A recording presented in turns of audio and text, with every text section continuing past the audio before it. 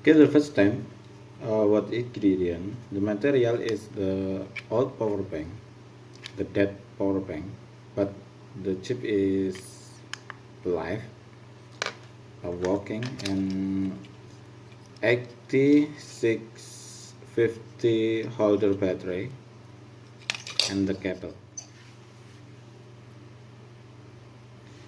Okay, we will uh, take a chip on this power bank.